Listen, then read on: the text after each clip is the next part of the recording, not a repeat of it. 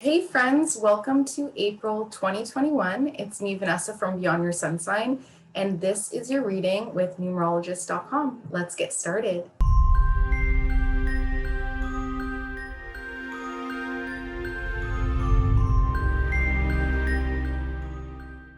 Okay, so like I said before, this is for April of 2021. This is a general reading, so it's not a pick a card, but there's still a lot of information that has to be delivered to you guys for the entire month. So I definitely suggest watching this video at the beginning and at the end of the month, and don't forget to check in on Instagram and YouTube and Facebook for your week-to-week readings as well. Okay, to begin, we are in Aries season, but of course, Aries, the opposite of Aries, is Libra. So we have an Aries new moon and a Libra full moon. Aries is all about me, initiation, motivation, leadership, independence. And then we have Libra energy creeping in with the full moon, which is all about we, right? It's all about relationships and harmony and peace and love and, co-dependency instead of independency, right?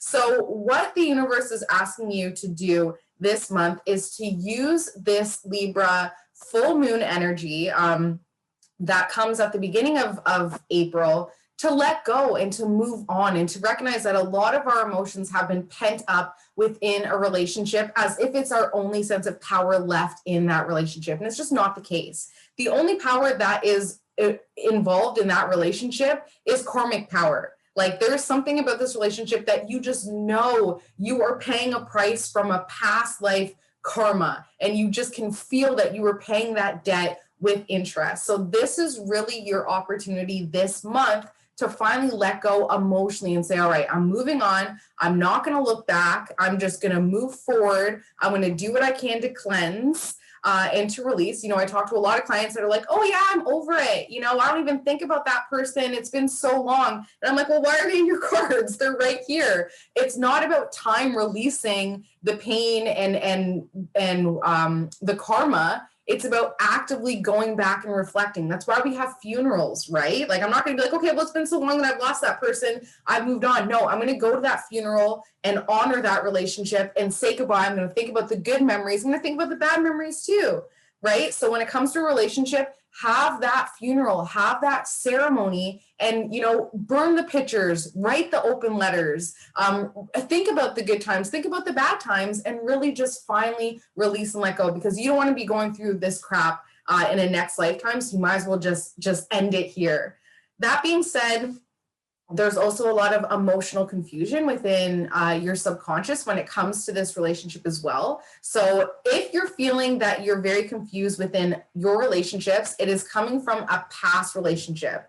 Everything is a pattern. Unless you're a newborn watching this, everything has been created a pattern. Your subconscious is like, okay, A plus B equals C. So now going forward, whenever you're met with A and B, you're going to automatically think C. And when it comes to relationships, you have your A, you have your B, and you just keep making that same C response. And that's what's creating this emotional confusion, because you know that you have to let go of that ABC and create a new beginning. So emotional confusion is coming from a need to release a past relationship. Don't just do the funeral for the relationship that's on your conscious mind. Do that ceremony for your first boyfriend who cheated on you, or for, your dad who cheated on your mom, or vice versa. Do that first funeral for the people that really deceived you, that really broke your heart, that told you that, okay, A plus B equals C.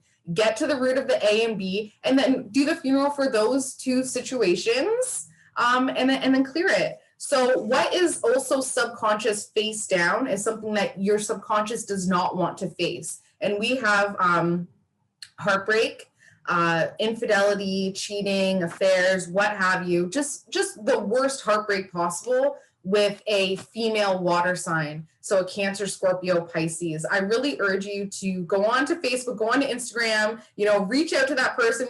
What's your birthday again? I just want to mark it in my calendar. I have a gift I want to send you.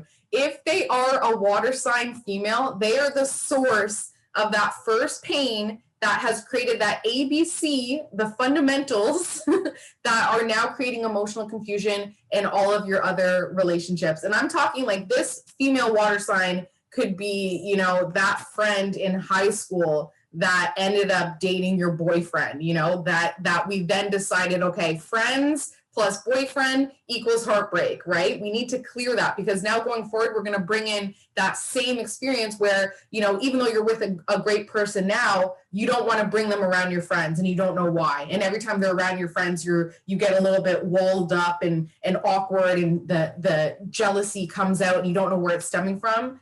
This is your source right here. So this month, we're going to use the full moon in Libra to clear that, to release that, to have that funeral, to say, you hurt me, but that doesn't mean that other people are going to hurt me as well. And I'm going to release this confusion when it comes to my emotions and what it feels like to let go and move on, and recognize that it's not just about moving on in time, but it's also moving on in spirit and saying, I'm releasing. The Hermit card is the last card within your subconscious, pretty much saying this is a solo project. This is independent study, okay? This is not to go reach out to the Queen of Cups and be like, listen up, like you've messed up all my relationships going forward. No, this is an independent study. This is for you to go inward when it comes to your response to relationships. It's so easy to deviate. It's so easy to say that person is a pain in the neck, that person hurt me, that person betrayed me, and to slough off that responsibility. How about just for this Aries season, just for that independence, just for that inner peace as well with that full moon in Libra, how about just this one time we take responsibility and look at the full circle and be like, okay, why did I attract this pain? Why did I attract this heartbreak? What was the lesson there? What is it teaching me? Instead of me deviating that responsibility to other people, saying, okay, you hurt me, saying, why did I need to be hurt in order to grow, in order to manifest different relationships with friends, with family, with spouses, right? So it's an independent study, independent research, an ISU, just take it very seriously and really think of it as if you're going to get a passing or failing mark, right? You're either going to pass this with flying colors or you're going to fail miserably, and you'll see it when it comes to releasing the relationship that you need to move on from. Okay, so that's in your subconscious, but consciously we are talking about strength, okay? Always being the strong one. It's okay not to be okay. It's okay to not have to be the strong one all the time. You're always the strong one. That's karmic as well. That's karmic as well. You died in a past life as the strong one. So now that's just all you know. And you've always been the strong one. And the strong one is based on negativity, is based on negative relationships where you're always a strong one within the relationships. If you're watching this, if you're drawn to this reading, you're an empath. If you're drawn to self-help and improvement and inner analysis, you're an empath. Empaths draw in narcissists. So you've always had to be the strong one within your toxic relationships, and that's what needs to be cleared. That's what needs to be cleared. However, the obstacle and the aid this month is realizing that it's very difficult to move on because of that empath, because of being strong, right? Like there's that fear of saying, okay, if I move on, am I still going to be the strong one? I like my strength. It's given me this, it's given me that. I appreciate my strength. If I move on, am I going to lose that name tag that says, hi, I'm strong?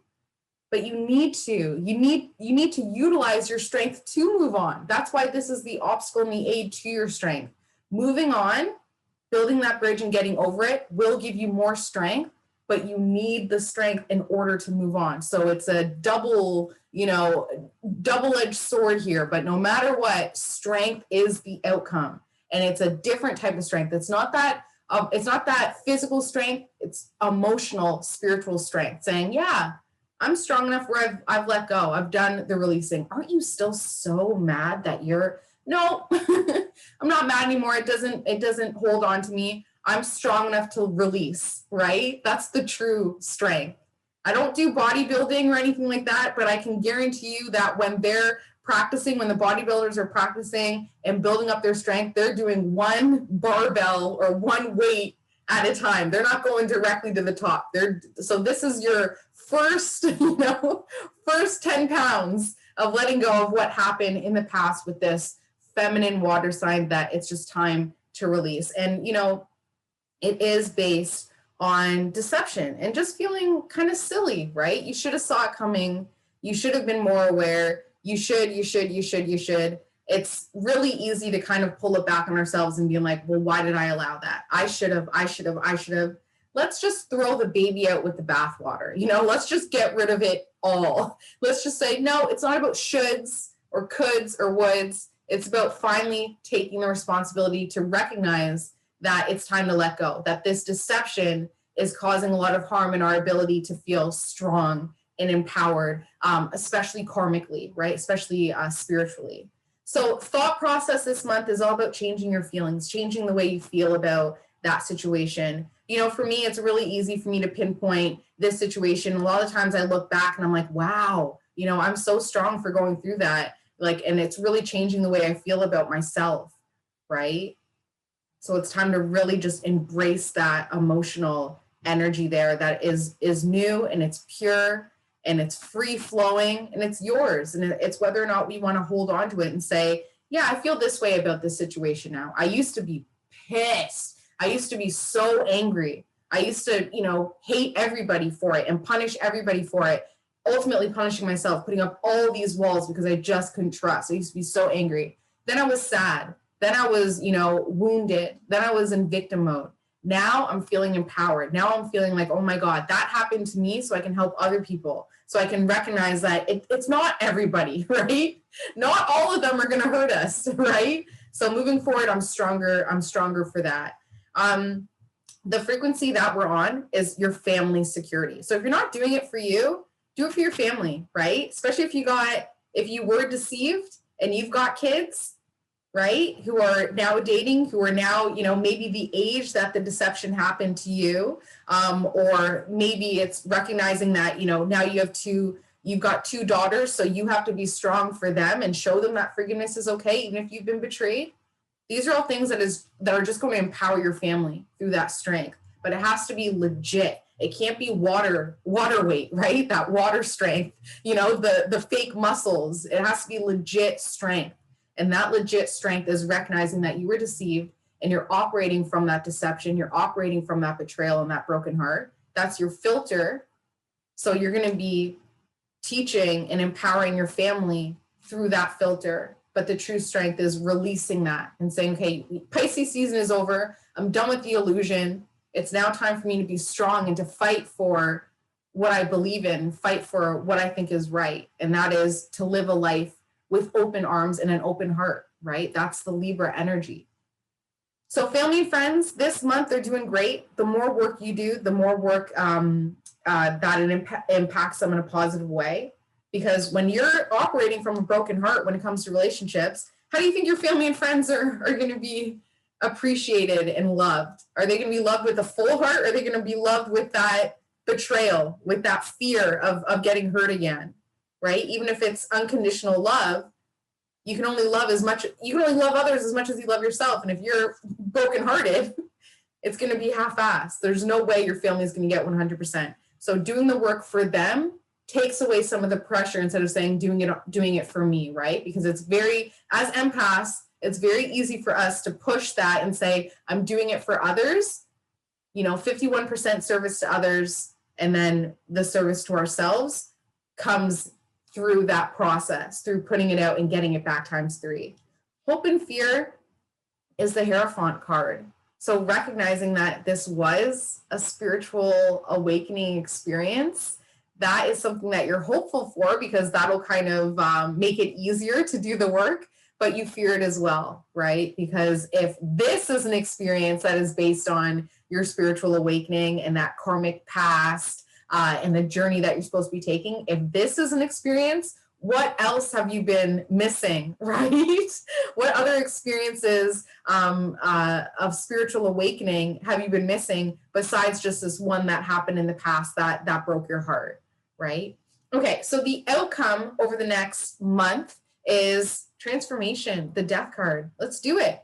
This transformation is based on the feelings that you have when it comes to your strength. And what does that bring in?